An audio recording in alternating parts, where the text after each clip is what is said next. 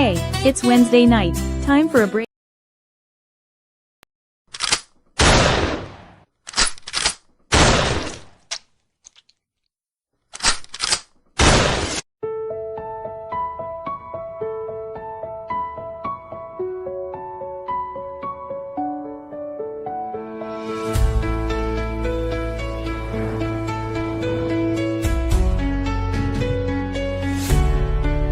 We take on the darkness, stare down deceit. Murder in the headlines, justice in the beat. From cold case whispers to killers in disguise, we rip off the mask, expose all the lies. Facts like bullets we load and deliver. Truth cuts deep like a blade in a river. Corruption shakes when the mic goes live. We dig where others won't survive. Games rolling through the smoke. Truth hits hard, no time for a joke.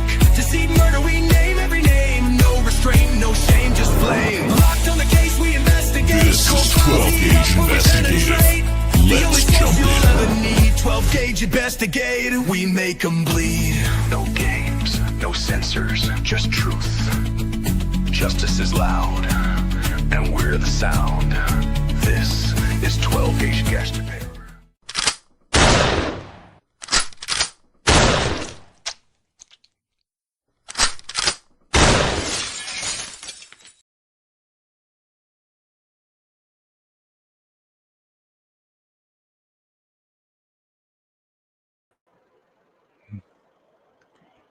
All right, all right, all right. How's everybody doing tonight? My name's 12 Gauge. Welcome to my channel, 12 Gauge Investigative. Whoa. Hope everybody doing okay. Thank you so much for being here. Trying to figure this out. Like, let me see. I don't like that view either. Hold on. That'll work. That'll work. Welcome. Happy Thursday. Trying to catch my bearings here. You ever like had a milkshake or something? And then it just knock you out. And you wake up, you think it's 1965 and shit. You're late for school. I mean, just I am all kinds of out of it right now. Like, thank you, Leslie. Thank you for the compliment. Tonight we're gonna talk about John Henry Ramirez, and he was a death row inmate here in the great state of Texas. I'm gonna go ahead and play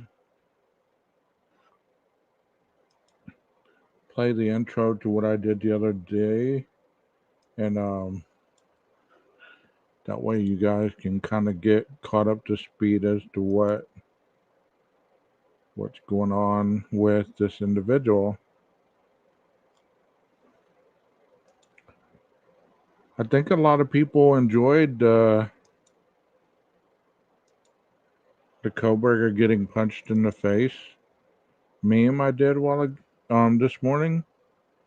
Seemed to be getting some good feedback from that. Let me edit my background.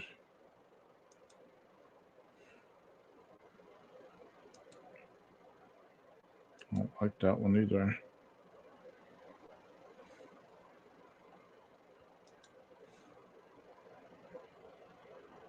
Blow it out my ass. I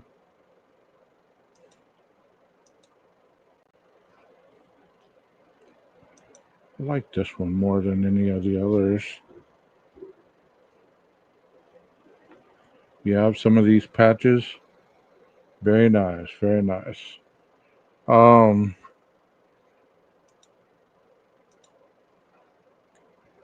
me see. And we'll start with this one. And here we go. We topped it off with tomato salsa. July 19th, 2004.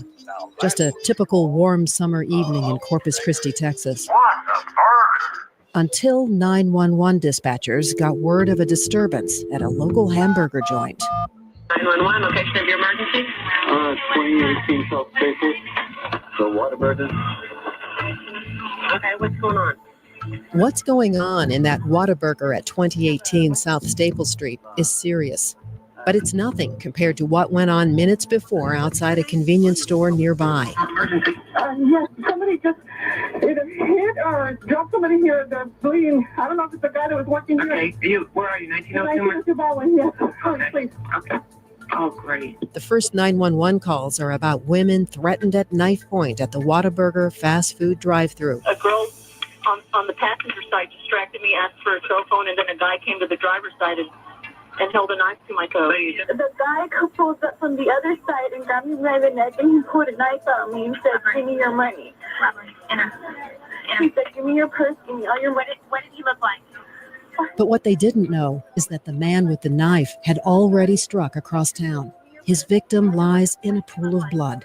Pablo Castro was taking the trash out at the end of his shift. He encountered John Henry Ramirez, who stabs Castro a total of 29 There's times. two people, a red van and a white van, following each other. Ramirez gets away and goes on the lam for 4 years. Castro does not get away. The case of John Henry Ramirez has been making headlines since 2004. It was in July of that year when Ramirez killed Pablo Castro during a convenience store robbery. Ramirez was not taken into That Ramirez killed Pablo Castro is not in question. He confessed. Eyewitnesses testified against him. DNA evidence confirmed it. It was an open and shut capital prosecution. Ramirez will wait out his final sentence on death row at the Polunsky unit. Inmate number 999544. Cold-blooded killer John Henry Ramirez encounters Christ and has a jailhouse conversion. Ramirez joins Second Baptist Church of Corpus Christi, comes under the teaching of Pastor Dana Moore, and shepherding by the church's death row visitation team. He studies scripture and grows in his biblical knowledge. He leads several Christian ministries from behind bars. One of those, the prison-run Christian radio, 106.5 FM, The Tank. The station that will remind you continuously that Jesus is King. Amen. Ramirez has been on The Tank, on the air, for about 2 years. When I have to take that walk, I want to be able to say, you know what? I was trash, man. He's been in The Tank, that is death row, for 13 years. And I'm trying to encourage people around me to do that. And The Tank has helped me. His execution dates set 3 times and then delayed for one reason or another, including a delay due to the pandemic. But then came the delay that made this story a national controversy. Ramirez asked that at the time of his execution, Pastor Moore be with him in the death chamber, praying aloud as prison officials start the flow of deadly chemicals, physically laying a hand upon Ramirez as he slips into eternity. The state used to allow spiritual support in the death chamber, but banned it in 2019. Back in February, I traveled to Livingston, Texas, about an hour and a half northeast of Houston, to the Allen B. Polunsky Unit, a supermax prison, the location of men's death row in Texas. My audio assistant handed her digital recorder to prison workers, who then took it to Ramirez. He's playful with the prison guard, joshing with her that he's not giving it back. Oh, we ain't gonna have one of them kind of days now. It's already started off, man. He signs a paper, takes a seat, and clips the lavalier microphone to his white prison uniform. Right about where your cross is right there. Make sure your chain doesn't hit up against it. Everything? At this point, a slab of soundproof glass separates me from Ramirez. We communicate through handset phones. If you're old enough to remember pay telephones, that's what these are like. You know the drill. I got an hour to talk to you. I'll keep time over here on my phone. You got any questions? All right, buddy. We make some awkward, ice-breaking conversation. He's obviously familiar with audio equipment because of his experience on The Tank, so we get right to it. He tells me about the ministries he's involved in. Still, he also says he's deeply depressed and very much wants out of here. I ask what he remembers enjoying when he was a kid. Eventually, he starts to cry. I got like 5 different ministries going on in here that I've been doing for years. So your life has meaning. Yeah, it does. But you know, it just, one of my biggest problems is I'm like severely depressed, you know? I finally do get around to asking him what's his goal in fighting the state over having his pastor with him in the death chamber. That's really the only two things I can ask for, is that when that moment comes, that I'm at peace. I don't want to be uncomfortable. I don't want to be scared. I don't want to be fearful of what's going to happen in the afterlife, which is all things that, of course, are going to cross my mind. Discomfort, fear, things Ramirez doesn't want in the moment of his death. Which raises a big question. Why should a convicted murderer get to design the scene of his own death when his victim could not? Join 12 on May 29th at 6:45 p.m. Central to discuss the John Henry Ramirez case. The big question has always been, is the death penalty final justice and ethical? Discuss with 12 your thoughts and share your experiences. Hope to see you there. All right. So John Henry Ramirez, Texas Department of Criminal Justice inmate, as they gave you the name and number. You know, the Polunsky unit is the men's death row. I didn't have a clue that's where it was. I had always thought death row was in Huntsville. I was wrong. So this case is very controversial. It has also spawned a movie on man, I get it mixed up. I don't know if it's Prime or if it's Paramount Plus, and it's called I Am Ready, Warden. So if you have either one of those social networks on your phone or whatever on your TV, you might go check that out. I can't obviously be playing any of those, so you know what will happen.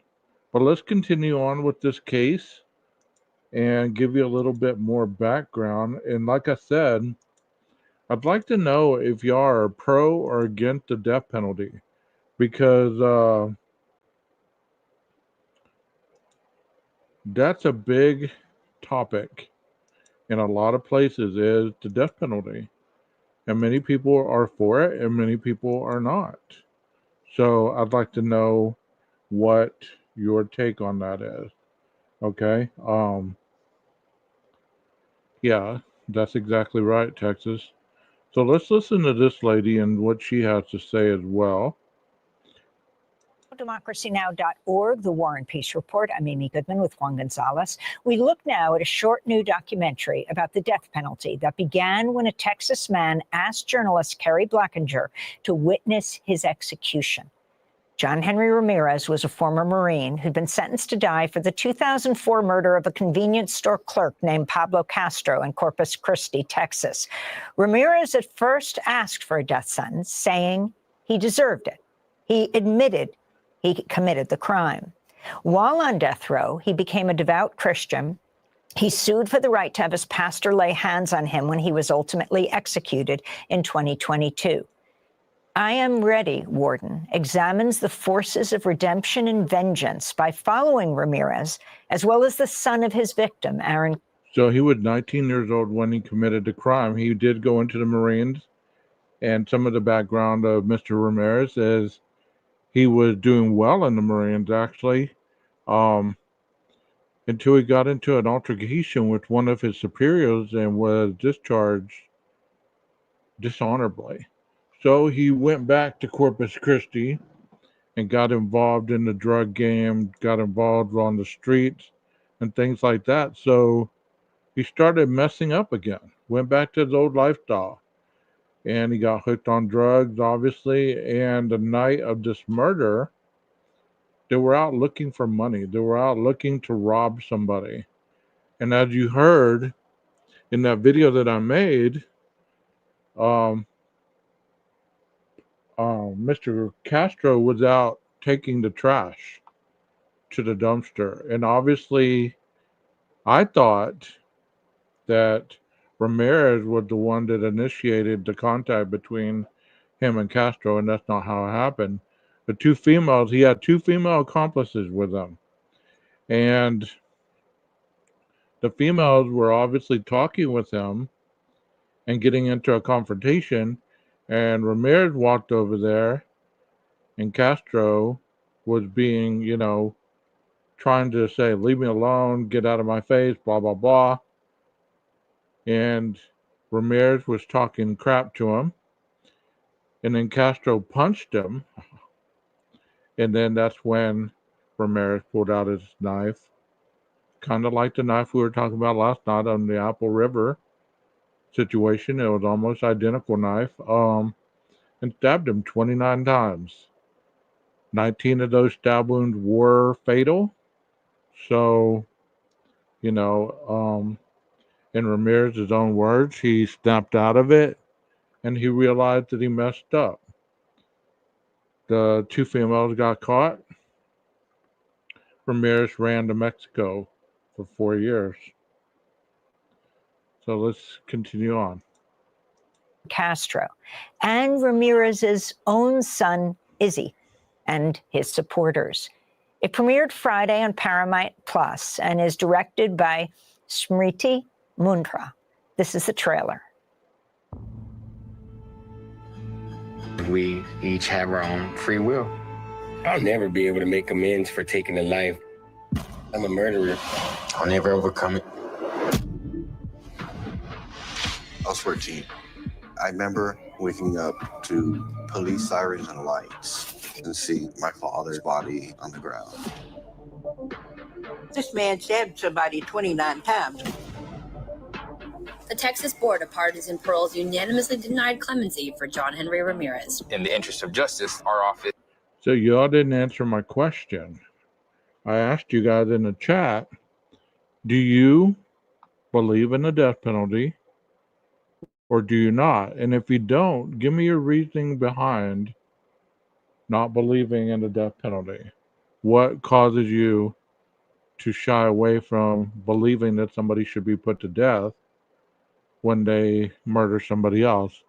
And if you do believe in it, please give me your explanation on what gives you the impression that people should be placed to death if they do murder somebody, kind of like this case right here. This shouldn't be involved in murdering Texas citizens. I just had all the anger and hate in the world. They always said I'm going to be a better father than my dad. I don't think if I would have stayed free, you would have grew up to be who you are right now. John asked me, would you be my godmother? He is just not that person he was then. Due process was done. Now we're changing our moral judgment. What will you gain if I die, if I sink into the grave? You're going to just forgive and that's it. He should pay for what he did. I made the most changes I could. I bettered myself as much as I could, and that's enough. I love you.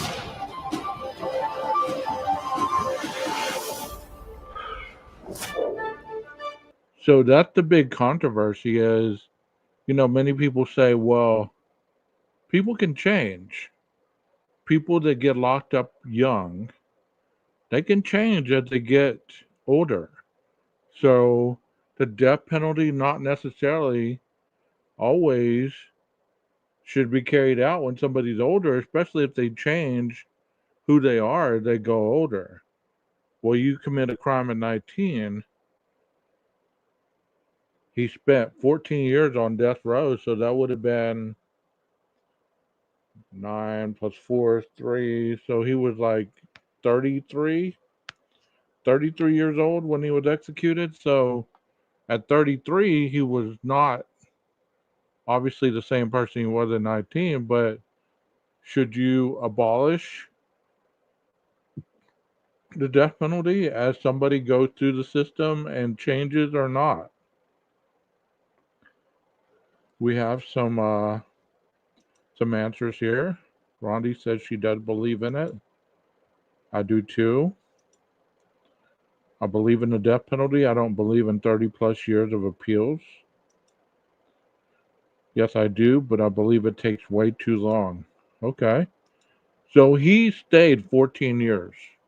So that's really not a long time. I mean, if you look up the state of Texas execution, it's called Death Watch on YouTube, you'll see that there's been a lot of executions that people don't even realize have happened.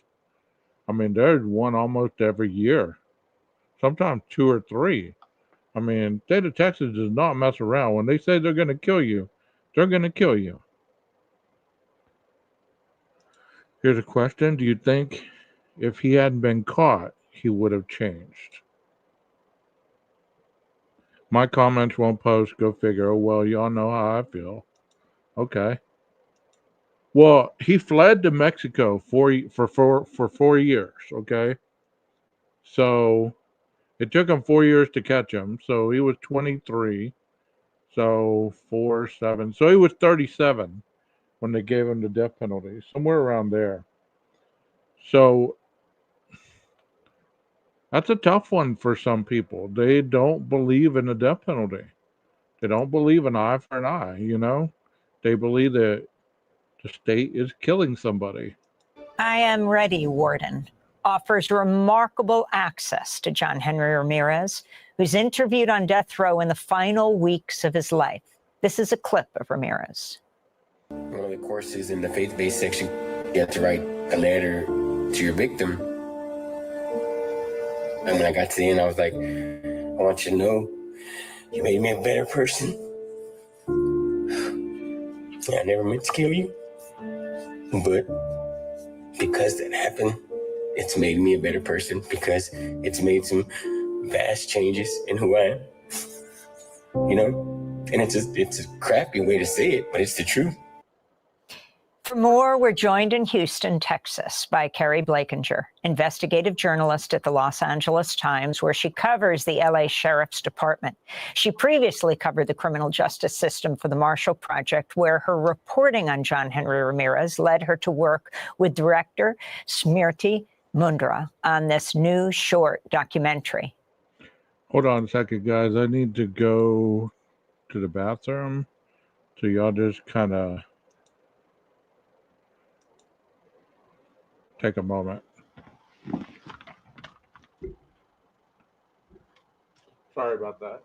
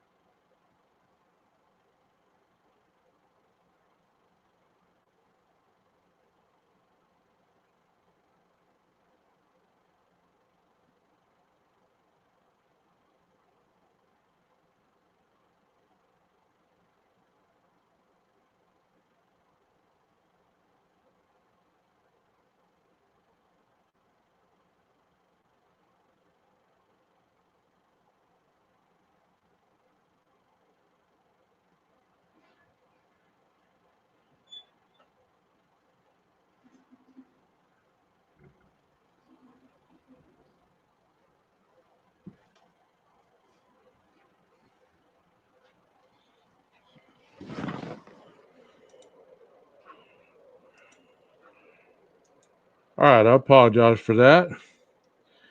Texas says no, he would not have changed if he wouldn't have gotten caught. See, a lot of people don't believe people change when they go to prison.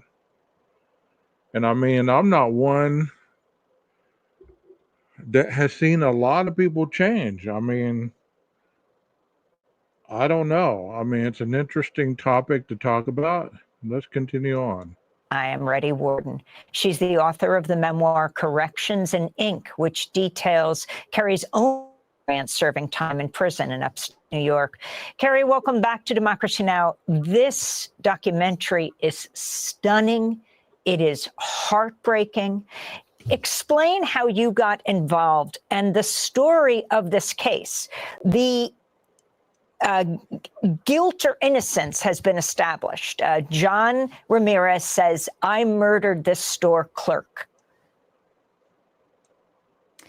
Yeah. So as you said in your intro, the way that I got involved was because he asked the spokesman if I could be the reporter who would witness his execution. I was actually at death row visiting another person for an interview for a completely unrelated story, and the spokesman pulled me aside and said, "Hey, this guy John Ramirez asked if you could be the person who would witness his execution." And I was struck by that. I'd never gotten that sort of request from a person on death row.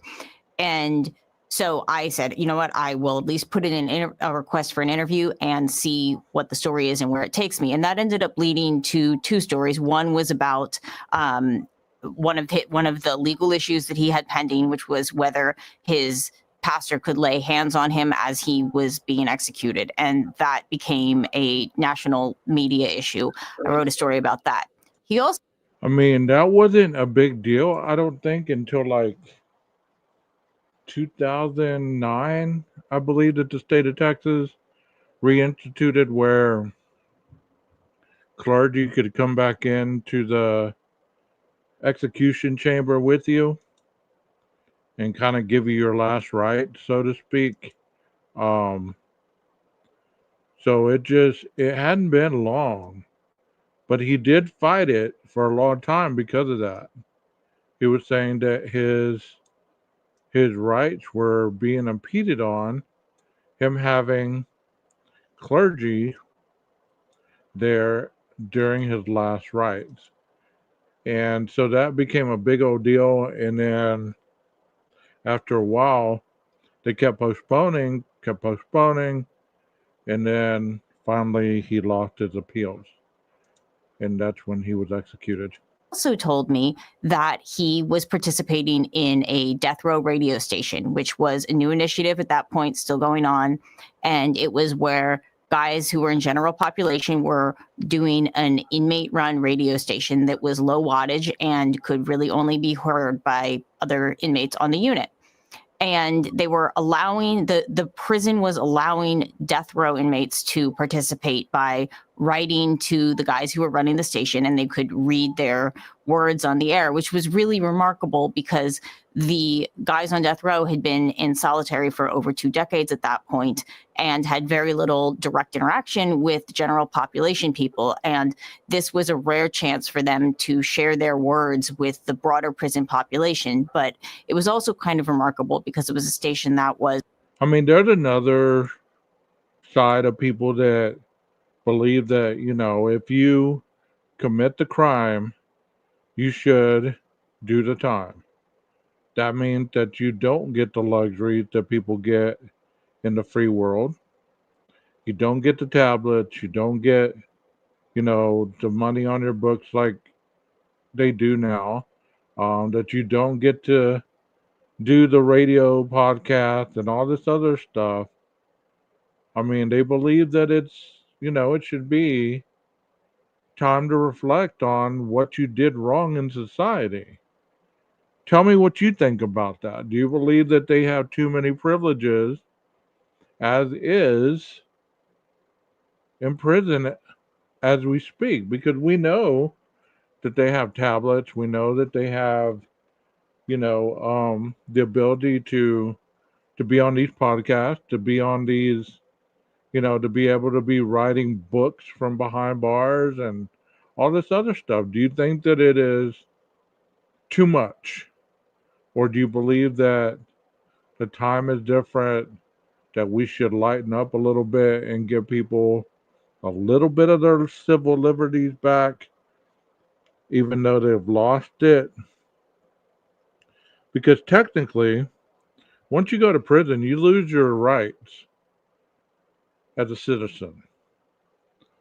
So people say, you still have the right for this, you still have the right for that. You have a little bit of rights, but you don't have all the unalienable rights that you would have out here as a free citizen. So,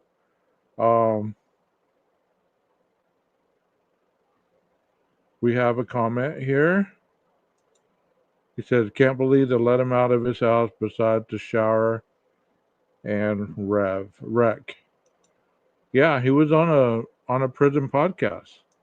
So, I mean, he had other duties, and he was a, you know, a convicted murderer. Is run by inmates for inmates. So this is really a window into how they talk to. I'd like to get y'all's opinion and get a conversation started in the chat, because these are some questions that not only go with this person's situation, it goes with every person's situation that goes into prison, whether they're a murderer or not, whether they, have 1 year, 10 years, 5 years, 20 years. Do you believe that there's too much leniency now in prison compared to the way it used to be? I know here in Texas, there's some big debates about whether they should have air conditioning in some of the units versus, just fans or, blowers or whatever they have in there. So what do you think about what I'm saying? Just trying to get a conversation started between you guys, and let me know what you think. To each other when there's no one from the free world listening. And I wrote a story about that. And then Smirty, the director, read that story and said she was fascinated by this character, John Ramirez. And we ended up going down the path of just sort of talking to everyone in his life and everyone who was involved in his case and seeing where the story led us. Terry, in addition to Ramirez himself, you closely followed the son of his victim, Aaron Castro. Talk about his struggle with vengeance and redemption. I think he ends up being, I think, the character per se who really makes the film, because I think that people, I think that the victims' families are told that executions will bring them closure. And I think that one of the things that we were able to explore in spending so much time with him is whether that is always the case or whether that is ever the case. And I think in his instance, we get to watch him grapple with that in some really remarkable moments on film. Well, his son does battle with a lot of issues that are going on throughout this whole process about, there's a district attorney of Corpus Christi. I don't remember the county. I think it's Harris County, maybe. Well, that district attorney didn't believe in the death penalty, so he commuted his sentence to just, not have him be up for death, So while he waited for the governor to either approve it or deny it. So there was a lot of controversy about that as well, because the DA that took over the case, so to speak, didn't believe in the death penalty. So pretty much it was reprieved. And then the governor, obviously had the last say, and he denied it. He said, no, we're not doing that. We're going to go on with the execution date. And I mean, it showed the emotional side of his family and his child and the other, the individual's son who she's talking about, and all the issues that, he went through waiting for his father's killer to face justice. He was a really great person to be having on film, because you can see his emotions are just right below the surface. And I think that makes him a very evocative character as it were. I mean, obviously he's a very real person who shows us some very raw moments of his life. I wanted to go to another clip from I Am Ready Warden of the county district attorney, Mark Gonzalez, who moved to withdraw the death warrant for John Henry Ramirez, again convicted in 2004 in robbery and murder of Pablo Castro, a store clerk. Later in the clip, we also hear from Castro's son, from Aaron. This is the DA, Gonzalez. I got with Mr. Ramirez's attorney, Seth Kretzer, and I joined him in a motion, letting the court know why we felt the date of execution should be withdrawn. What I'm hoping is we'll get some direction from a higher court and they'll say that I have all the authority to withdraw that date of execution. The proof is in the motion Gonzalez filed today. He's trying to get Ramirez's execution date withdrawn. For a while now, said that I don't believe in the death penalty. My office is not going to seek the death penalty anymore. Withdrawing or keeping the execution date is in the hands of the judge for Ramirez's trial. His attorney said You can't get a real moment of time to heal properly. Due process was done. Now we're changing our moral judgment. So tell me what y'all think about this. I mean, it's a very definitive argument on both sides. I mean, and that's why I chose this case, is because of the controversy of it. Obviously, the individual lost his appeals and he lost his, ability to not face the execution. But we know that there's some cases that people are potentially facing the death penalty. Do you believe that if people run out of their appeals, they should face whatever the state mandates in the penalty process of the trial, what they have in place for that state? Do you believe that emotions should have any place regarding allowing a murderer to live or die due to being a moral judgment?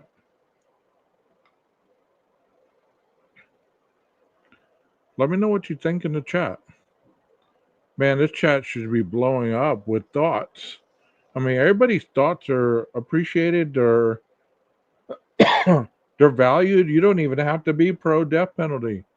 You can be anti. And if you believe that the death penalty is wrong, then feel free to say it. I just want to know your opinion on it, because it is such divided with individuals who see, okay, he took a life, he was convicted, the jury did its job, they said, okay, sentence him to death. End of story. He runs out of appeals, that's the end of the story. You should just go with what they say. But I'm asking you in the chat, and those of you that are watching that aren't in the chat, what's your beliefs on the death penalty?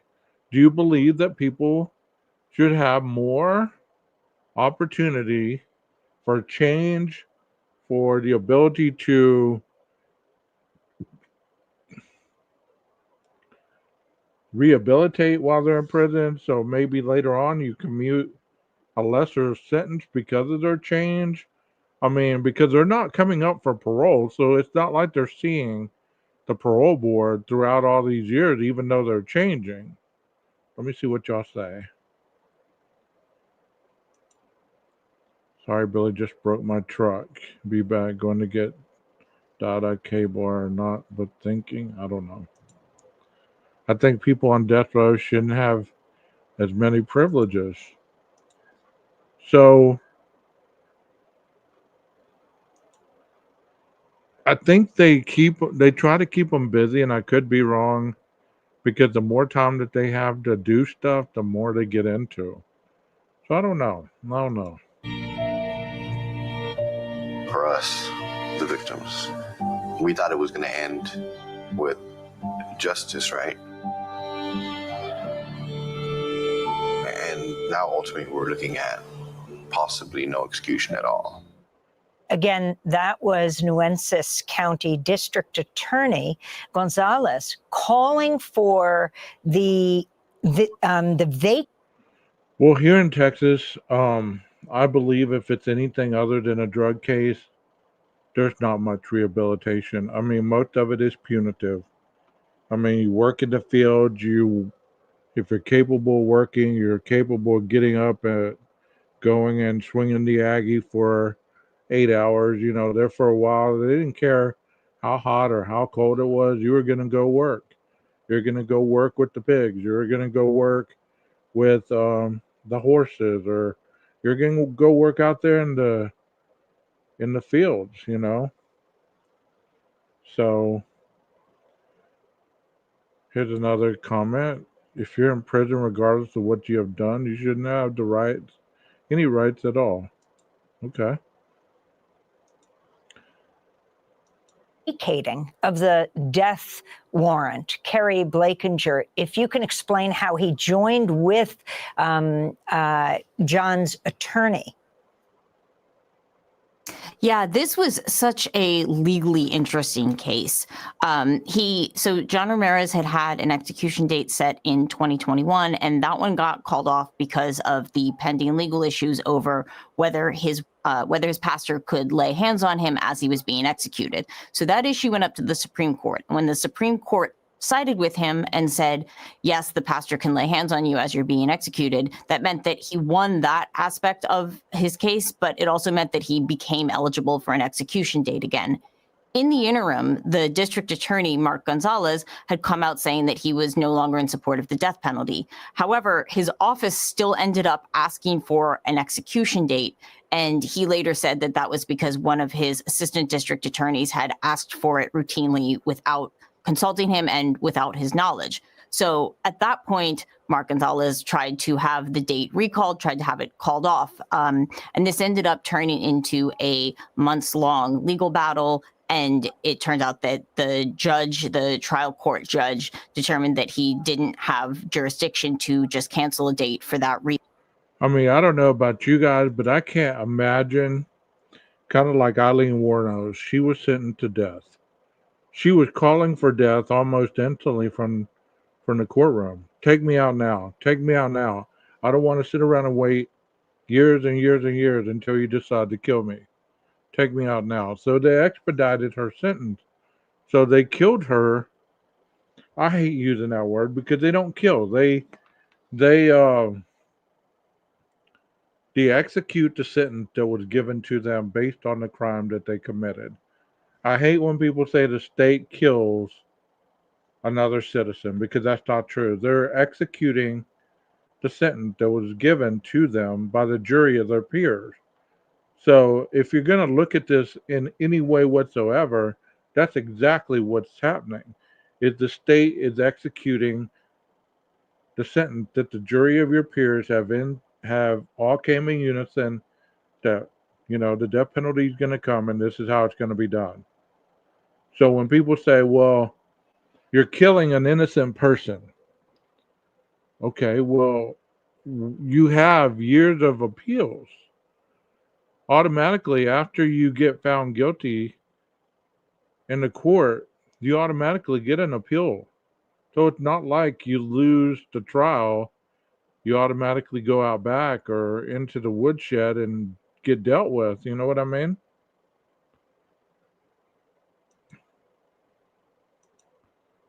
I feel that a life was taken, that person lost his ability to make choices. The killer. Well, that's why I'm so adamant to hear your thoughts, because this is a very controversial topic. And, many people are not going to like the outcome of what you say. But you know what? In reality, do we want killers to be able to dictate their own punishment, just like what I was saying earlier? Do we want somebody to say, okay, well, I've changed, or you can't kill me because I can't have my priest in there? Somebody posted on my comment that the death penalty is no longer about retribution, but about deterrence on trying to get a lesser sentence, which I agree. In 2025, that seems to be the deal. I mean, if you can get the death penalty off the table, then you've essentially won for your client.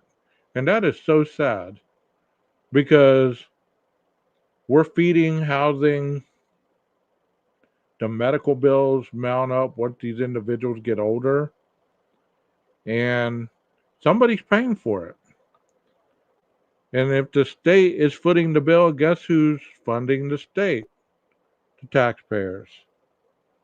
It's just a tough situation for a lot of people to be in. To the degree that they shouldn't have any privileges, but the fact that they do, shouldn't death penalty have none or barely any. I would believe so. I mean, I would believe so, but reason. There are this specific legal individual had a reasons in lot. Texas that you can recall a date, and the district attorney changing his mind turns out not to be one of them. And Kerry, you said in a podcast, reporting this story sort of broke you. What did you mean by that? And what do you hope those who view the film take away from it? So when I say that this story broke me, that actually the reasons for that didn't even end up in this film at all. But it was one of the most heartbreaking things I've seen interviewing him repeatedly over a period of months. The first time that I interviewed John Ramirez, we talked a lot about his faith because he had the pending appeals about his pastor.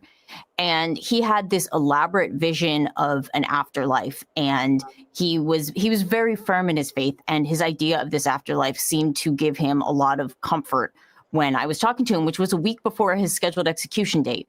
Then that execution got called off, and I think he saw that as a confirmation of his faith in some ways. And then over the next few months, it ended up getting scheduled again. And then there was this protracted legal battle over whether it could be called off. And somewhere in there, I think all the back and forth really wore on him.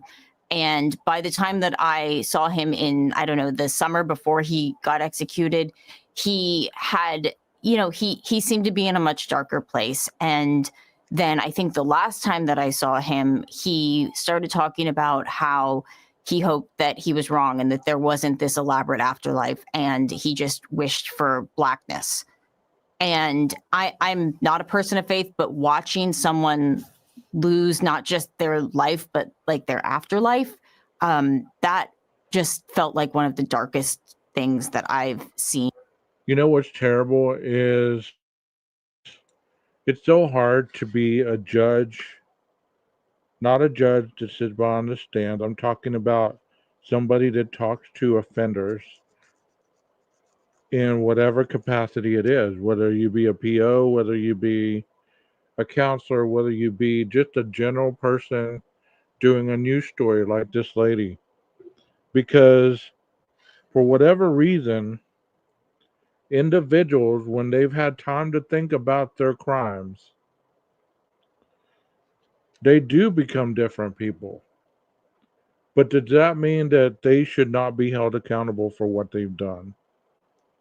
You get what I'm saying? Like, if that's the case, then we shouldn't even have trials with consequences. We should just say, okay, well, we're going to send you to prison for 20 years and see how that works on you. If you're able to convince somebody that you've changed, then we'll let you out. You get what I'm saying? Because it's tough. It's tough to sit there and listen to people, especially if they have hard stories like this. I mean, this guy's childhood was tough, whatever. But you know what? On that night when he stabbed this individual, he made every one of those poor choices. And nobody made those choices for him. Nobody. He made those choices, and he also made the choice to run to Mexico for 4 years. Does that make him a bad person? I'm not saying it does or it doesn't. I'm just saying that, at a particular point, you have to stand up and face the consequences. And covering death row. So that's what I think about when I think about the ways in which this case has, impacted or broken me. And Kerry, in the last 30 seconds we have, speaking of impactful moments, when he says goodbye over the phone to his own son, Izzy. Yes, that is, that is such a rare moment to be able to capture on film, and obviously such a raw moment. But I think it really makes the viewer think about the sort of circles of loss and trauma that come with every death row case and every execution, because there's no happy outcomes in this case, in this story, in this film. Carrie Blakinger, we thank you for being involved with, for producing this film, investigative journalist, reporter at the LA Times. Her reporting on John Ramirez led to her work with the director, Smitri Mundra, on the new short documentary everyone should see called I Am Ready, Warden, now streaming on Paramount Plus. Author of the memoir Corrections and Ink, a memoir. That does it for our show. Okay, we're going to turn that one off. So you can go to Paramount Plus and watch I Am Ready, Warden, and let me know what you think about that. Because, I mean, there is no wrong answer here tonight. There really isn't. There's no wrong answer ever, because you all have the ability to think, the ability to problem solve, and the ability, good God, the ability to have your own thoughts and beliefs.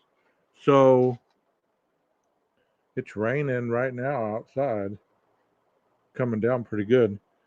What I want you to think about, though, is, do people ever really change? So if he killed this man in anger at 19, at 30, whatever old he was, would there still be a possibility that this man could still possess that kind of intense anger to hurt another person? And are you willing to bank another person being killed to figure it out?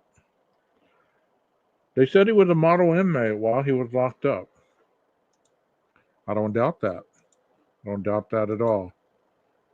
But you have to ask yourself, wouldn't you want to be a model inmate if you were fighting for possibly the death penalty being taken off the table? Wouldn't you want to be one of the ones that they said, hey, you're a good one. Let's take it off the table for you. Let's take it off the table for you. Yeah. 29 times he stabbed that man. And you know what? They got $1.25 from him. He had $1.25 that he lost his life for $1.25. $1.25 cost that man 29 stab wounds. 29 stab wounds. 19 which were fatal. Do you believe in this day and age, in 2025, that we take on more of the thinking that is nothing to do with us and everything to do with the offender? Do you believe that sometimes we think for the person who's possibly facing consequences in a rational way rather than allowing them to be not objective, not any of that? Kind of like, some of the killers that we've seen, Bundy, Gacy, Ramirez, all the ones, Danny Rowland, all of them. I believe that sometimes we take on people's, well, he's this type of person. He looks this type of person. He talks this way. He should be able to be given another chance. But what are you saying to their victims? What are you saying to their families?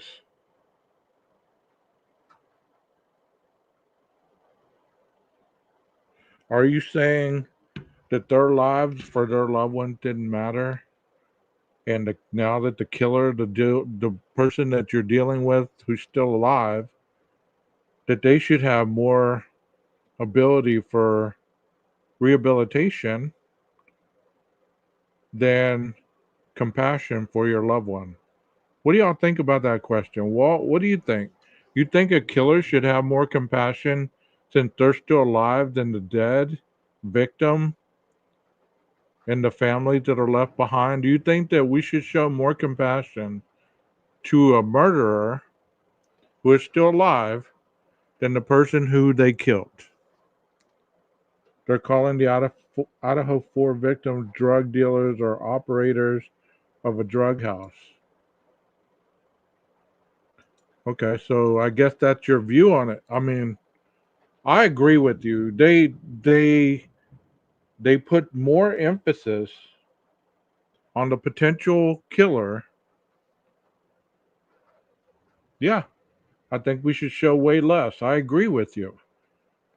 I don't know when we got to the point where we started saying, okay, you're a murderer, but let's dive into your psyche and figure out why we should excuse you murdering this person or murdering 4 people. I mean, at a particular point, you should just take this person for being who they are. I mean, if they rehabilitate in prison before, wow, that was loud. Hope that wasn't hail. If they rehabilitate, I'm sorry, Lord, don't break the skylight. You know, if they rehabilitate in prison before they get executed, that's great. That's great. You know, if they believe in an afterlife, at least they have the capacity to go in peace. But nowhere should it be written, in my opinion, that everybody should have the same opinion about these people and loving and caring for them to the point that we overlook the criminal act. Is there still 5 appeals here? 12? Do you know? No. He ran out of appeals. They executed him in 2022. He's gone. He's been gone. He's been gone. He ran out of appeals. Governor Abbott said, no, we're not going to do this. So they killed him. They didn't kill him. They carried out the justice that the jury had agreed upon. I'm going to go ahead and start this and see how bad the weather is outside, okay? Primarily as it relates to drugs and alcohol. So as a result of his use of drugs and alcohol, he went AWOL, absent without leave, for, I think, 163 days. And so the Marine Corps discharged him on other than honorable discharge. And he just continued to, still a young man in really good health then by having gone through Marine Corps boot camp. But he started using drugs pretty heavily in or around the Corpus Christi area. On this night, he was hanging out with a couple of young ladies. One of the young ladies' mother did not like the whole idea of him being at the house, so she put him out.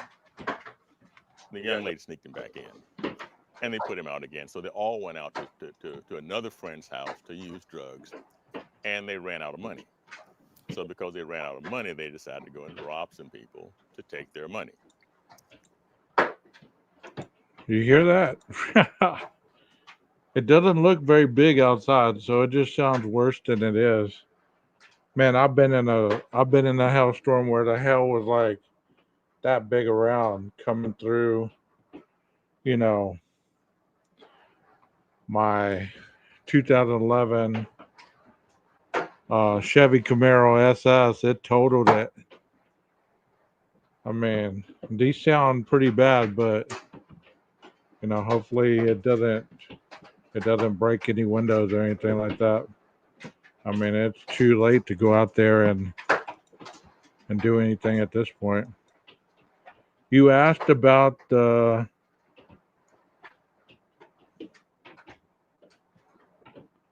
says heavy rain. It doesn't say anything about hail. Oh well. Can y'all still hear me? Is there still 5 appeals? You're talking about the death penalty in general? I thought it was 15 in Texas. I think the overabundance of media is the definition of postmodernism and it's harmful and dangerous. We vilify victims and exonerate perpetrators. I agree with you on that. I agree with you on that. In Texas, I'll have to look that up. I really don't know the answer to that. I thought that it was 5 appeals. That sounds about right because I think he had 4, and then on the last one, he just said, okay, I'm good. Just go ahead and kill me. Go ahead and take me out. So I think that's what happened on that. Let me fast forward this a little bit. This is that death watch that I was telling you about. These individuals were actually in front of the Huntsville, they call it the death house. Folks do in their faith. And it became a matter of religious freedom for the Supreme Court and religious right for them to have a spiritual counselor at the last moments of their lives. Seth took that case up and won it. He is still his lawyer, and I know that he has fought diligently. There was a state law issue in this last round that was very important, but which we're not going to get answered. And it's because as Mike was asking earlier, the original DA who convicted has now retired. There was a new district attorney in Corpus in Nueces County, and that individual tried to withdraw their request for a death date. The judge who had issued the order would ask for briefing, but then decided against lifting it, and Seth took that up to the CCA. There was a parallel court case out of Harris County where a judge had refused to issue a death date and was threatened with a mandamus by the Harris County DA's office, mandamus being an order from the court. And it looked like both of those things would head up, and you would actually have a decision about the constitutional powers and the statutes at stake here, which is, among these questions, are whether a DA has the right to withdraw and whether a judge has the right to get rid of it or stop it or let it go forward. She, after some argument and discussion, she changed her mind and then withdrew her prior order. So that case did not go up and has been reset. Hell, the case out of Corpus look at was that. rejected by the Court of Criminal Appeals. So there was no federal issue to take up. It was a matter of state law. And we don't have an answer right now. So parts of the stuff that are This is the hell size. penalty community and for citizenry are, what right does a DA have to change their mind on a death warrant? And what powers does a judge have to sign it, withdraw it, delay it? Those questions are going to remain unanswered for right now. Mike?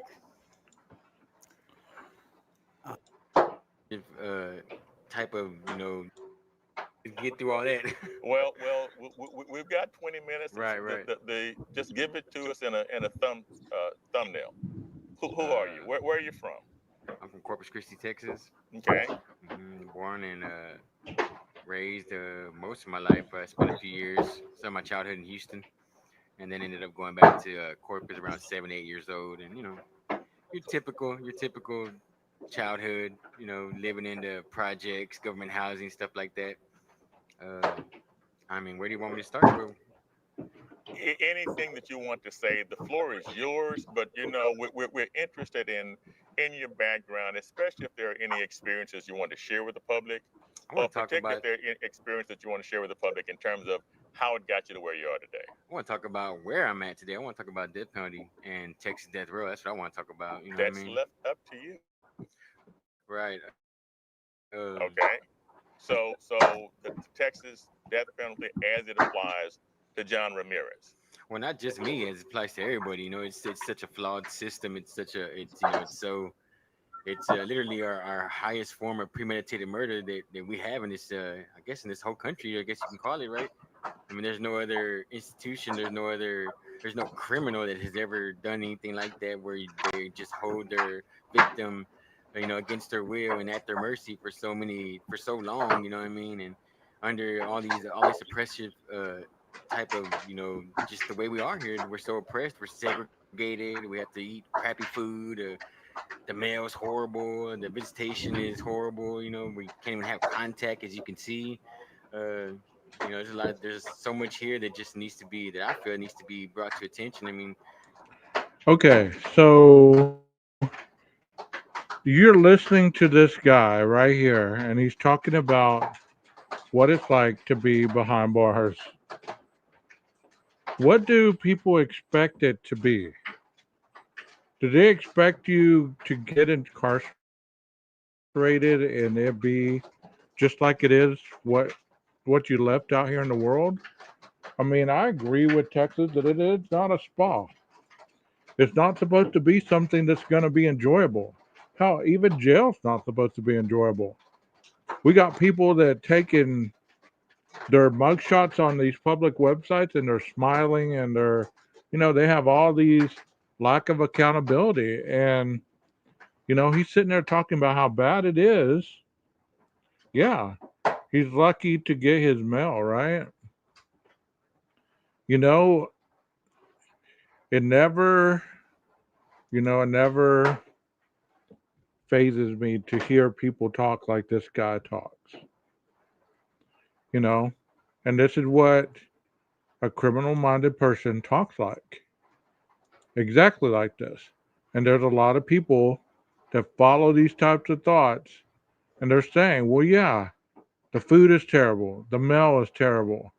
The fact that you can talk on the phone that's the only communication you get. Well, do you forget that you broke the law and you took somebody's life?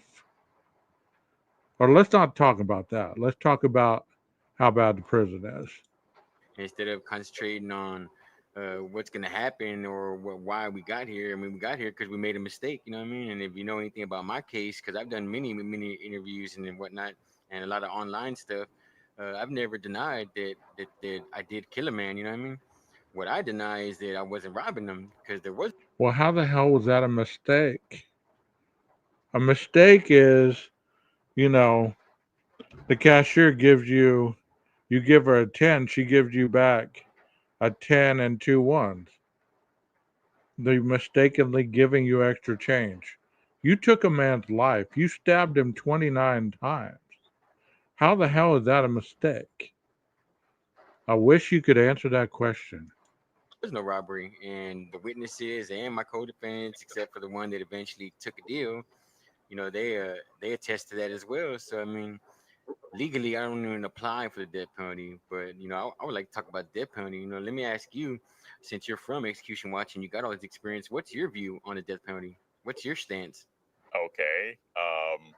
You for it? You against it? I mean, personally, I do not believe that the state should be in the business of taking people's lives. Right. I don't even think death is a penalty. We all have a date. Do you understand why? Do you understand why you feel that way? Do I understand? Because it's wrong. Right. Okay, it's wrong to take a life. Right. But I'm not here to talk about me. I'm here to talk about you. Yeah. So but I mean, let's just go back to you went to the Marine Corps, correct? Right. Okay. How was that? Oh, it was great. I mean, it was awesome. I mean, it's the life. I mean, you can't get no better than that, What do you mean by that? I mean, good pay, travel for free. It's such a good life, you know what I mean? I went straight out of high school to the Marines, it's just everything was good. You're exercising, you're in the best shape of your life. There's all types of life experiences, the discipline, the trade that you're learning, the people that you're around. And like I said, you get to travel. I went all over the place and the pay is great. And if you're living on base, you pretty much don't have to spend much money. You know what I mean? They take care of everything for you. So, I mean, you're just accumulating money while you're serving your country. So I mean, What else would you like to know about it? Well, I do want to thank you for your service. All right. Okay, we need people in the Corps, and you volunteered because it's a volunteer service now. Well, the reason I did it is because, just being from where I'm from, I was seeing all my friends that were either getting strung out on dope or they were ended up in prison, or some were even getting killed. And so I was like, yeah, I gotta do something. I can't just. I didn't want to go straight back into school, go right into college, which is the only other choice. And my only option was the. He got discharged because he got into a physical altercation with one of his superiors. So that's why he got unsuccessfully discharged. Military. You know what I mean? Okay, tell me about high school. How'd you like that? You graduated, correct? Of course. Okay. Yeah. I mean, I loved high school too. I mean, everything pretty much from middle school and up was just party central. Just having fun and chasing girls and doing the usual high school and middle school things. When you're young, you ain't got no worries. You ain't got no responsibilities. You ain't got life isn't reality ain't hitting you yet. So it was just fun and stuff. I mean, of course, we all have our bad moments and whatnot, but I didn't really get in big trouble or anything, even though I was screwing up. I just never really, got caught or got in trouble much, except for little regular PIs and stuff like that. And, I got caught with a gun one time, but, that was because I had just recently been shot, been shot twice in the chest. So, I mean, I was carrying a gun in case I ran into the same guy again. I'd be able to shoot where he shoot me, Now, when I was in high school, ROTC many years ago. Oh no, I didn't do none of that. And there was this guy from the Marine Corps who came around talking to us about going to the Marines, and he was in the uniform, really impressive. Right. And a lot of guys got hooked on that. I started to go myself. Right. Okay, but I didn't. Okay, what caused you to go?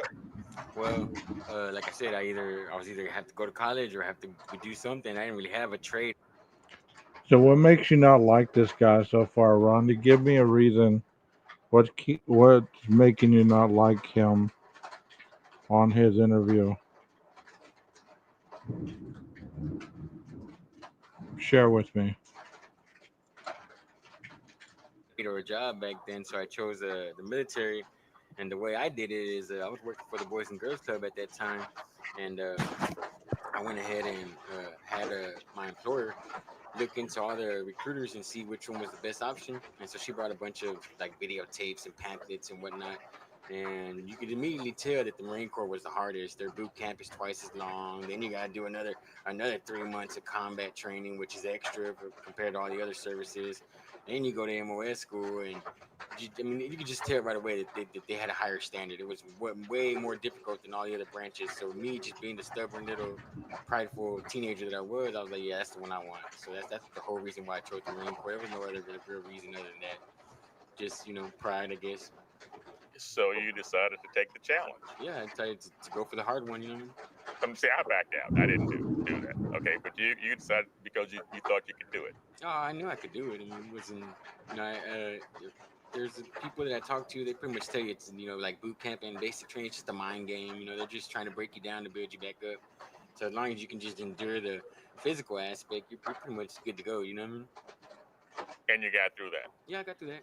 We started off with I think 80 something recruits in my platoon, and we only graduated 34. How tall are you? 5'8". And how much did you weigh coming out of high school? About 180. $180. Yeah. That was still pretty big. I was about 130 coming out of high school myself. Okay. I mean, I didn't even, I was just skinny. I didn't really put on much weight. I just got real in shape. That was about it. I came out maybe 205. You know what I mean? So you really bulked up some? Yeah, just got more. Muscle weighs more than fat or whatever. Right. So that was really much it. It wasn't much of a difference. I just, like I said, just got real fit and scoped. That's it.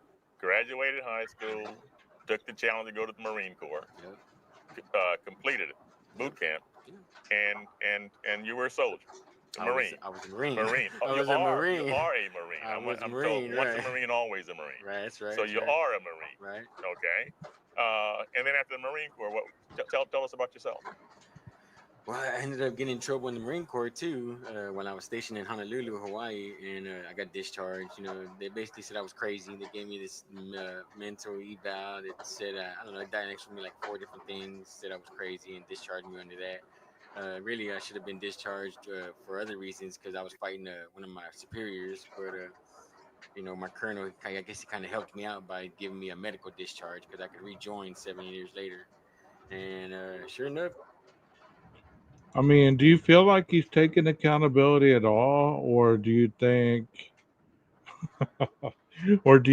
that he is minimizing the high points of what were obviously bad situations? What do y'all think? You think he's minimizing? as soon as I got back home, I just got right back into the same old lifestyle, kicking it with the same friends, doing the same thing, getting back into, getting high all the time and drinking and partying. And, I think I got home March 2004. And then He would have, in Rondi. July, I caught this case. Now, how long were you in the Marine Corps? Since 02 to 04. Okay. 2004, yeah. And where'd you go? You I say went you're to- talking about Honolulu, Hawaii. I Where went to else? California. I went to 3 different places in California. Then I got stationed in Honolulu, and that was the last place I was at. Okay. I requested Japan, but they didn't give it to me. They gave me Hawaii. That was my second choice. So, Okay. Then you got back home, and did you get a job or anything of that sort? I don't remember what I was doing when I got back home. Like I said, I was only there a few months. I got back right in the middle of spring break, and so it was just right back to Party Central, and that was it. By July, I caught this case and went to Mexico, and I was in Mexico for 4 years on the run. Okay. Now, how did that whole happen? Going to Mexico for 4 years. Well, I woke up the day after the crime was committed, and I saw myself all over the news that they were having a manhunt for me and everything. And so I was like, okay, I got to get somewhere. You know what I mean? I'm not gonna turn myself in. And so the first thing I did was I fled. I mean, what else was I supposed to do? And I had a friend drive me to Brownsville, and I crossed the border, and there were some other friends over there from the same neighborhood. Well, John Henry, what you're supposed to do, my friend, is first of all not commit the crime. But if you do happen to get into a position like that, and you do commit the crime, you don't run. You take the consequences, the good or the bad. You just can't take the good out of life and expect there never to be any bad. It sounds to me like when it was going good, you were able to adapt to the good. But whenever life turned a little uncomfortable for you, you became aggressive and fought against it rather than found a viable way to deal with it. Instead of running for 4 years, you should have turned yourself in and taken the consequences. As hard as that is, if it was just a mistake, as you said, maybe you could have got your charge lessened. But that it is, they viewed you as a fugitive on the run. They were already in Mexico, wanted for some murders as well, and I just lived with them for a little while until I was able to accumulate some money and start my own little life over there. Your life in Mexico. So this is 4 years in Mexico. That was a pretty good life. Yeah, it was a great life. I mean, everything over there. If I would have known it was like that, I would have went over there a long time ago. Tell us about it. I mean, it's just the cost of living is so cheap. The food is awesome. The people are great.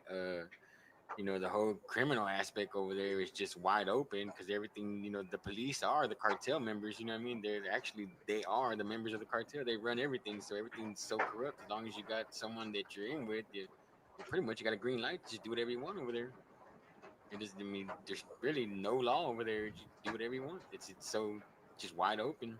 So basically, I never had to worry about getting caught. Never had to worry about getting arrested, getting extradited. I didn't have to worry about any of that.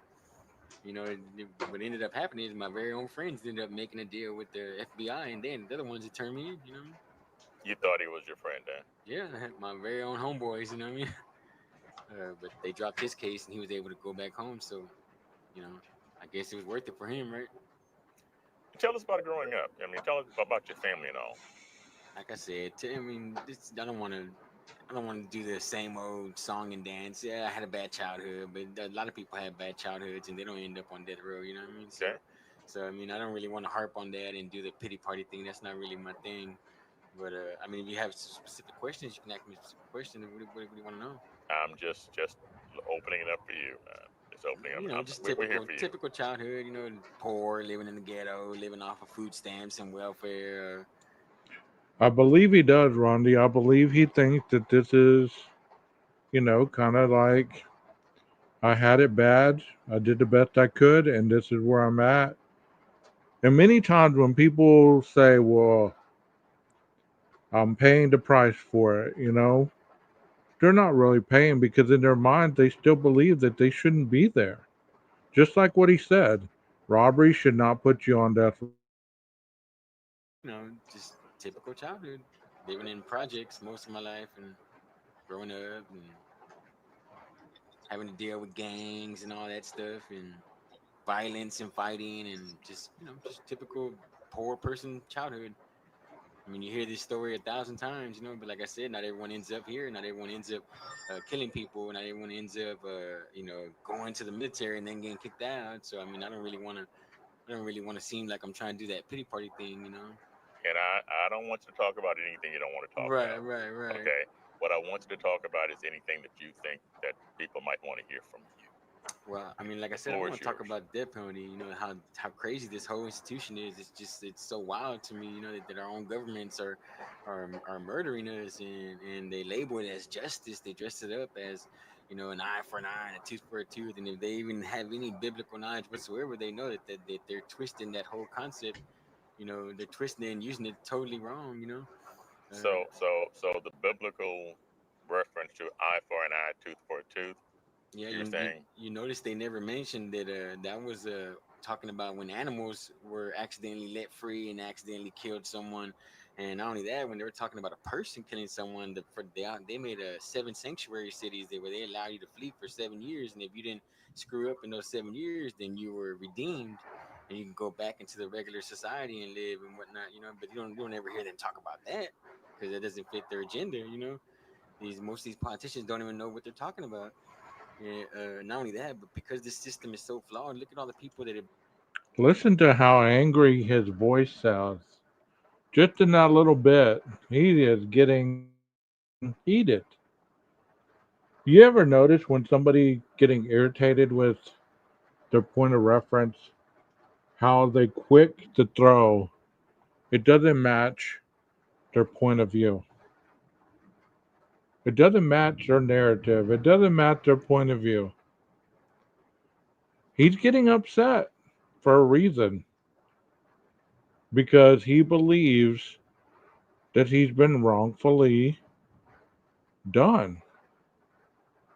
Okay, he admitted that he committed a crime, but still, you know, has that grandiosity that I always talk about how he's not supposed to be put to death because of it. Because in the biblical sense, it says an eye for an eye is for an animal doing whatever. I don't even know the scripture, but as to what he referenced it, wasn't he acting like an animal that night when he took another man's life? Stabbed him 29 times? At what point should we overlook that and just make it about who you are today? Because that's what people want to do. They want to do that. They want to just forget about the crime and let's just look at you today. If I was to be interviewing him like this man was, I'd be like, man, you probably deserve to get what you got because there's no remorse in your voice whatsoever. And you're getting upset about it, which is okay. But you know what? At a point, you must face the consequence. Been proven innocence once they've already been killed. Look at all the people that have been exonerated once they've been here. It's such a flawed system. If even one innocent person ends up getting killed because of this, then you can't do this. This is the failed system. You can't do this. You have to do something else. Give them life imprisonment.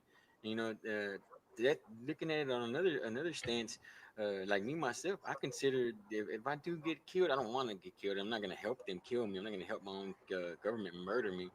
But if it does happen, it's like a double-edged sword. Because on the one hand, I get to get out of here. I get to get free from all this. My struggle is over. All this oppression gets done. My wages are paid for. Like the Bible says. And at the same time, I don't want to go. And considering like a life sentence, which would be the other option, you got to think now that's a punishment.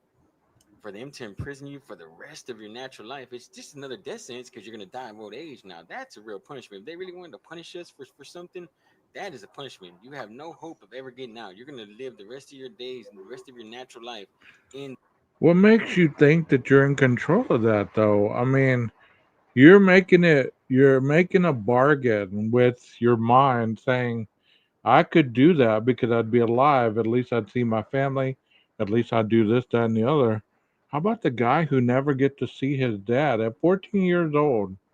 He saw his dad sprawled out on the concrete, blood everywhere, dead because of what you did and your two female accomplices. But you're asking for leniency at this point, which you didn't get it. But at this interview, you're saying, well, life in prison now, that's a hard time right there. No, it isn't. You still get 3 meals a day, still get your clothes, you still get your rec, you still get everything. You know, there's a reason why death penalty exists. To give people like you not a choice on how you want to go out.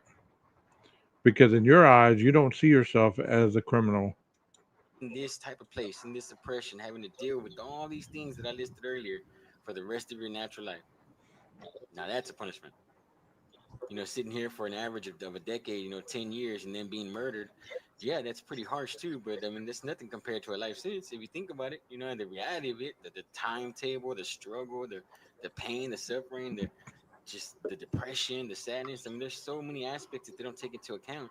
You know what I mean? It looks like you're painfully suffering right now. You don't look malnourished. You're sitting there giving an interview. It doesn't look very painful to me. And that's not even going back to, like I said, I don't even legally qualify for the death penalty, but yet they're still going to kill me. Okay, let's talk about that because it's clear that you've clearly read the law on your case. Yeah, I've done a lot of studying of the law. You know what I mean? I've helped my lawyers on the last 2 stays that I've gotten. The last one was a full withdrawal. I hope to help them on this one too, but it doesn't look too good so far. Okay. And you're saying that your case should not have been classified as a death penalty case because it's not. There was no robbery. There was no capital offense. That turned it into a capital. I mean, I've said that from the get-go. And my 2 co-defendants said the same thing up until 2 years later when they finally accepted the deal. Then they changed their tune and both wrote identical statements, like literally word for word, verbatim, identical. Which, how does that happen? You know what I mean? And the 2 witnesses, they saw the whole fight. Because like I said, it was just a fight where I just went a little way too far. I could just lost it. And I realized I went too far once I saw how badly. He went a little way too far. Let's minimize it. That's what all criminals do. And I've told you this from day one. You look at these YouTube streets, you listen how people minimize the harshest stuff, and you harp on the insignificant stuff. Like he's talking about the pain and the suffering of being on death row. But he still has no understanding that he put himself there. It was just a little fight. It went a little too far. 29 stab wounds where 19 were fatal. Sounds like more than just a little too far, Mr. Ramirez. Sounds like a little more than a little too far. The injured he was, and that's even the witness will tell you, they were sitting there fighting, and they didn't even know I had a knife. And they're saying that I was punching him. And they say once he fell down his knees, I just stood there and looked at him, and I just stared at him for a while, and I walked away. Got in the truck and drove off. You know what I mean? And which is exactly what I said.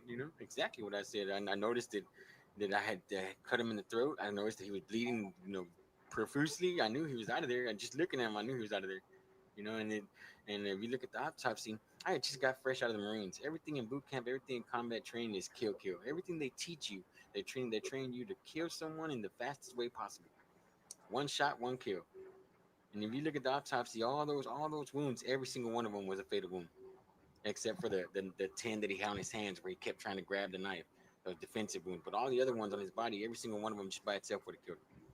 You know what I mean? And they don't take none of that into account. That I was trained for that. I was fresh out of the military, just being trained all this stuff. practicing this stuff. I was a green belt in McMat, Marine Corps Martial Arts. That's a 3rd belt out of 5, where they teach us just to kill your opponent in the quickest way possible. 1 shot, 1 kill.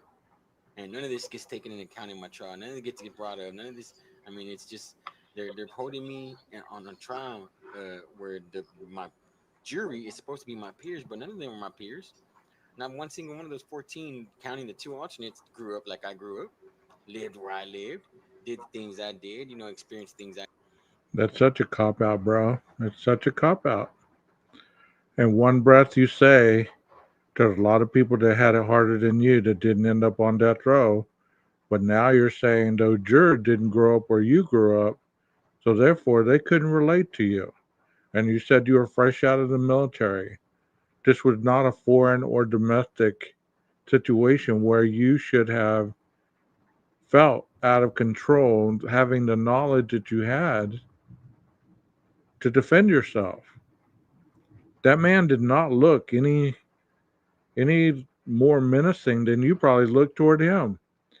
And get this, he wasn't wielding a weapon. You were.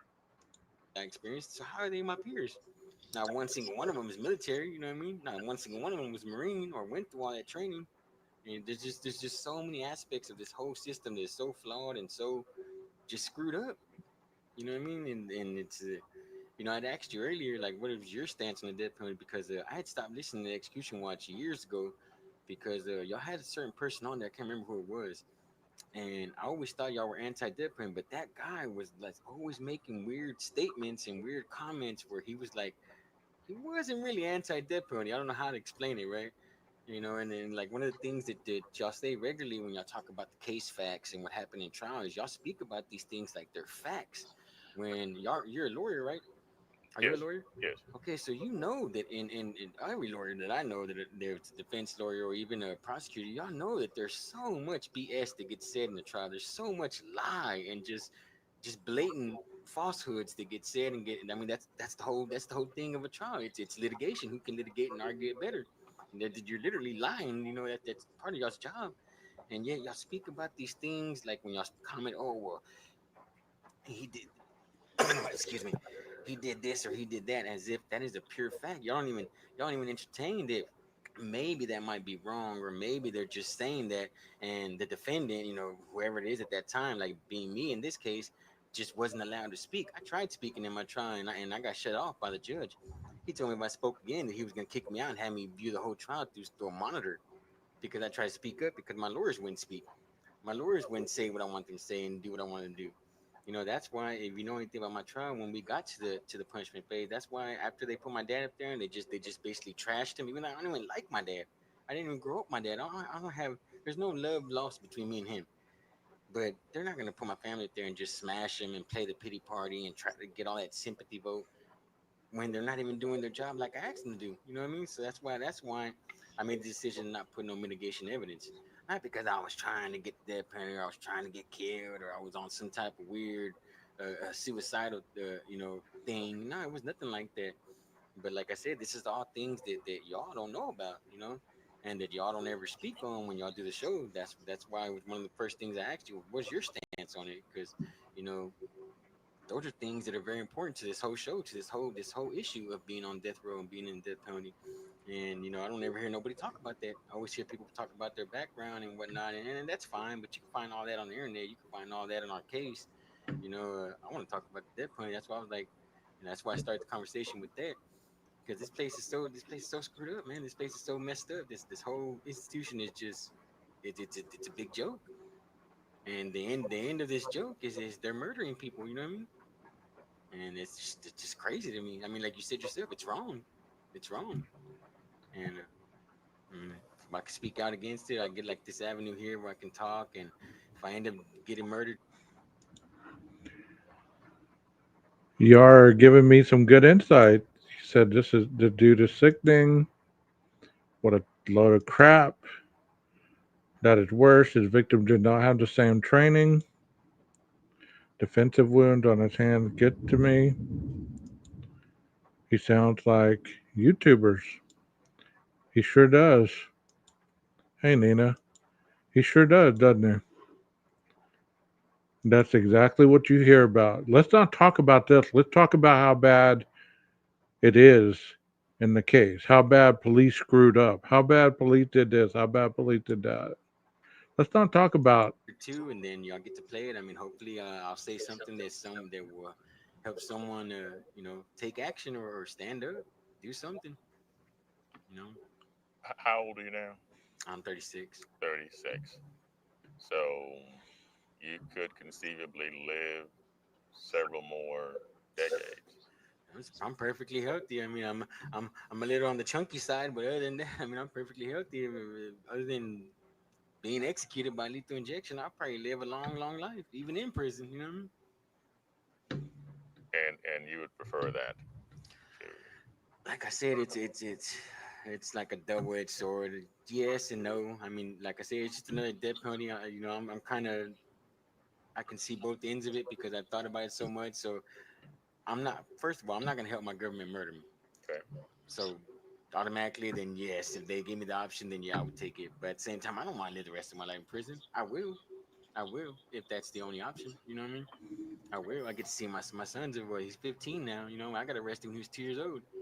He's bigger than me. He's a big old monster. You know, I used to call him my mini me. Now I'm calling him my mini Shrek because he's so big. You know what I mean? I don't know what they're feeding him, but I would love to see him grow into a man. I would love to see his first like serious relationship. I would love to become a granddad. You know, and see my grandchildren and whatnot. You know, Texas just doesn't want to let me do that. You know what I mean? And it's just so crazy because I'm one of the few people that actually has taken responsibility for the crime. I mean, of course, after they captured me, of course. You just said it went just a little too far.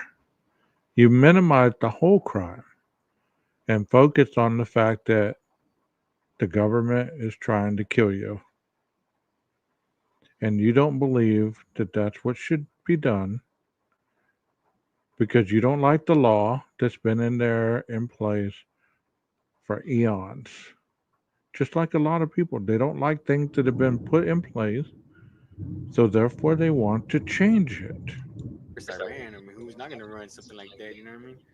But I'm one of the few people that actually takes responsibility for the death that was caused by my hand, and No, you did not. it's not getting me nothing. You know what I mean? They had to I don't catch get you. no credit. I don't get nothing. I don't get nothing for that. I might as well sit here and do like everyone else and just completely deny it. You know what I mean? You were giving us a little advice earlier about what we should be doing on the show in terms of, well, tell me what I was you would talking advise about. us to do. I'm basically talking about the way y'all speak about the case facts. When y'all start talking about the cases, y'all start to show up. Y'all start talking. Okay, Texas is gonna have its way. Blah blah blah. And y'all start talking about the cases. Oh, Ramirez, he was whatever for robberies and murder and this and that. He was robbing Pablo Castro and blah blah. Y'all say things in such a way, like from my point of view, and I know other people feel the same way because other people have said the same things about Execution Watch.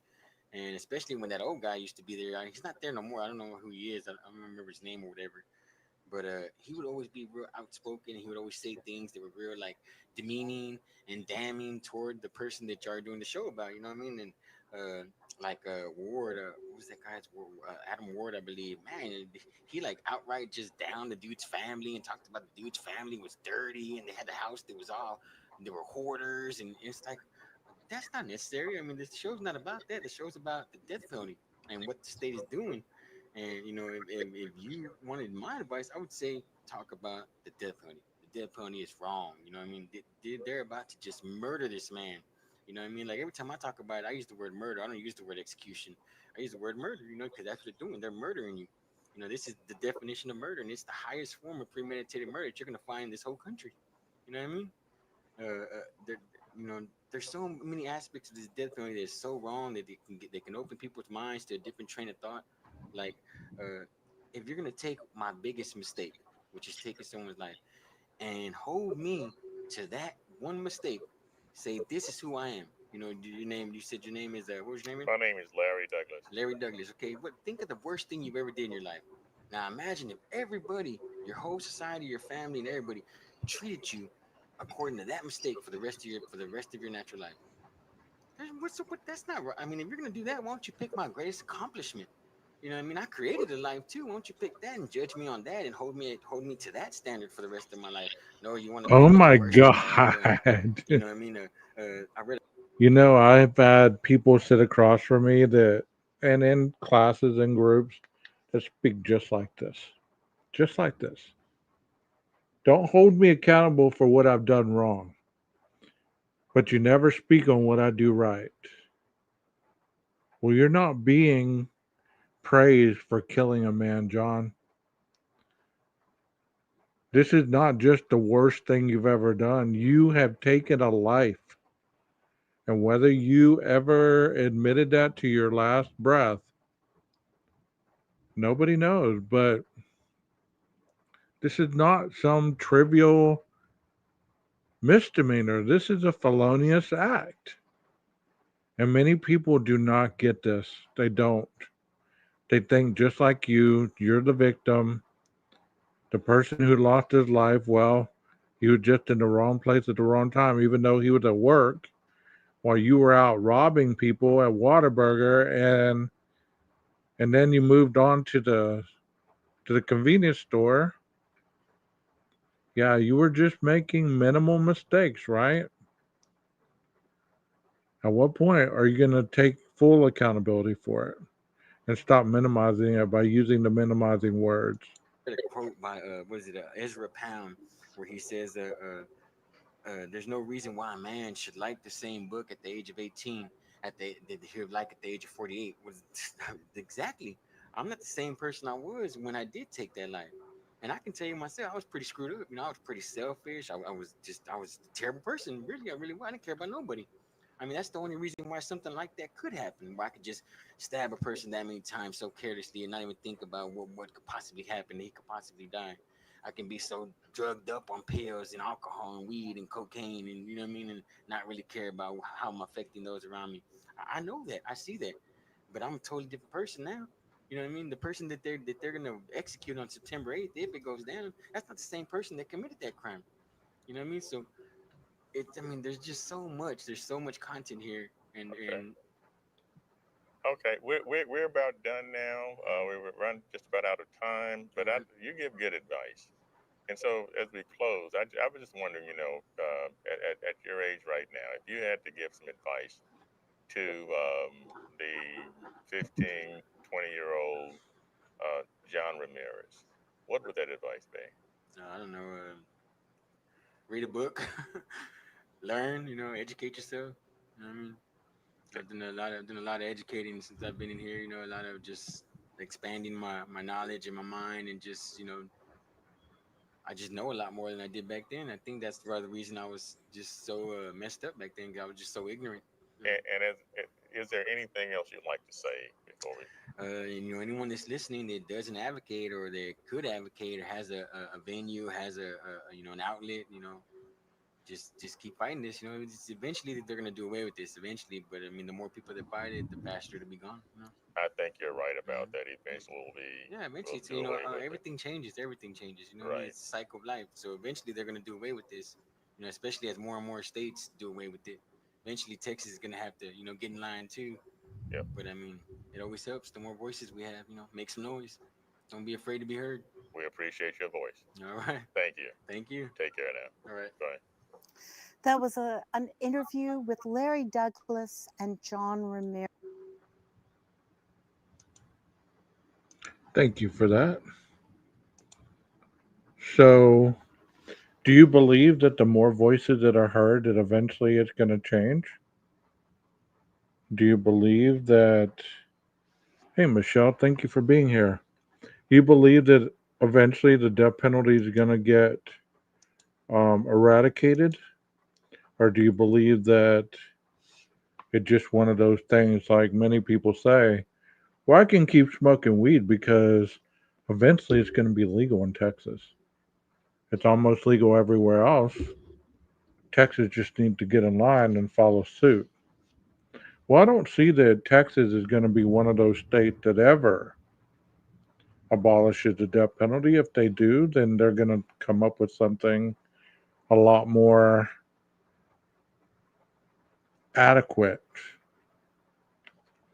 to replace it if they ever do. I mean, honestly, there are other states that are bringing back old ways of executing people. I saw Arkansas, I think the other day, they used nitrous oxide or something like that. I don't think they're going to do away with it in our lifetime. I don't. I mean, there's just too much going on, and it's getting worse and worse. I mean, people are just pulling people out and shooting them for no reason. I mean, you can't have that kind of lawlessness. People don't respect human life. So I don't know how you get into that fact that you try to show people that there is consequences, no matter what your thoughts are, what your beliefs are. The law is the law. And I'm not one of those people that believe that everybody wearing the badge is great, because there are bad people in each and every avenue of life. But you know what? For every bad one that there is, there's 20 good ones.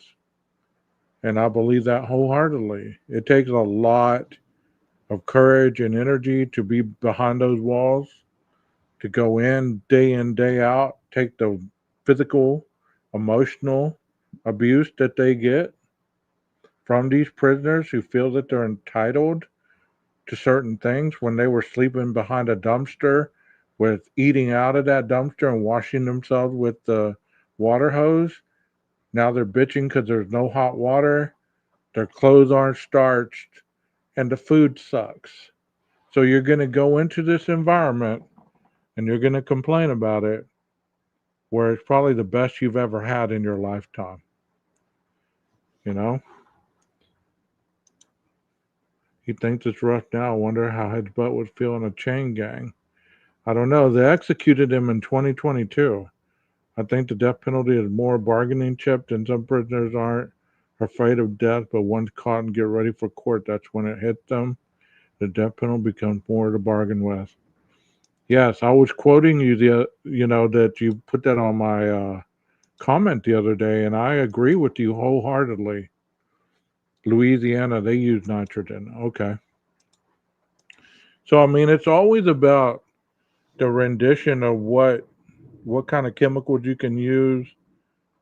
There always must be accountability. There needs to be balance in the cycle of life.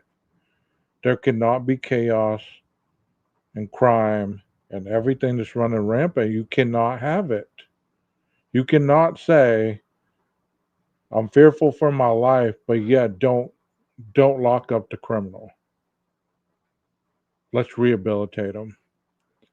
Well, I want to tell you that most people that commit crimes have been doing this for a very long time. They've been committing these crimes for a very long time. They just didn't turn into that criminal-minded person when they got caught. They didn't turn into that person when they got to jail and county. They didn't turn into that person the first time down. They've been doing this for a very long time. And you know what? It never matters what your history is. We all have the choices along the way. There's a lot of us that grew up in harmful, toxic, abusive environments, and we turned our life around. We struggled, but we made it out of that rut. And we're still doing the best we can with what we got. By doing what? Not making excuses and getting up every day, suiting up, showing up, and doing the best we can with what we have. And not being entitled to be just like everyone else. Because like I used to tell my clients, I used to say, don't ask him what he got for his sentence. Because just because he got that doesn't mean that you could be the next in line and you get the maximum sentence. And that's how they do it. They anticipate getting the same type of punishment for the same crime. But they don't ever tell you about the other litigating factors that go along with, well, I have these 4 that were enhanced, or this or that. But I hope that you enjoyed this on the death penalty. I hope that you enjoyed actually hearing from a convicted felon that was put to death in Texas in 2022, I believe. And that channel that I showed, it is called Death Watch. And I don't know if they're still around, but they have a bunch of past Death Watch shows that you can show, that they show individuals giving their last interviews before their execution. It is a little something different than what I've been doing lately, because I believe that, sometimes people need to be educated on the reality of what an individual behind bars actually talks like, looks like, and their beliefs are. Because this guy, he could have been a poster board for criminal offender. Poster board. He could have been a poster child for criminal offender. Poster child for criminal offender. Everything that was coming out of his mouth, every game he was playing while he was talking. It sounds good to people that aren't trained to hear in between the lines, and people that haven't been dealing with people like that for decades. You learn to read between the lines and see what you actually see rather than what they want you just to see. I hope y'all enjoyed that. Once again, my name is 12 Gauge, and this is my channel, 12 Gauge Investigative. I hope to see you again soon. Those of you in the chat, thank you so much for your kind comments and your attentiveness. I hope that you enjoyed this. And let me know in the comments if there's any other cases that you'd like me to comment on or even dive into. I'm more than willing to do that. I'm not trained, but I know bullshit when I hear it. Well, that's good. That is very good. That is a good trait to have.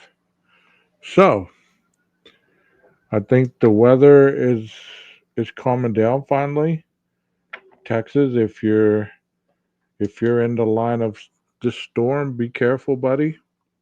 You might go ahead and go put your truck and all your farm equipment or whatever under a barricade because you saw the size of that hail. And anybody else in the line of this storm, please be careful. I'm going to go check out the damage. Make sure my truck doesn't have any broken windows. What do I always say? Maestro, cue that music.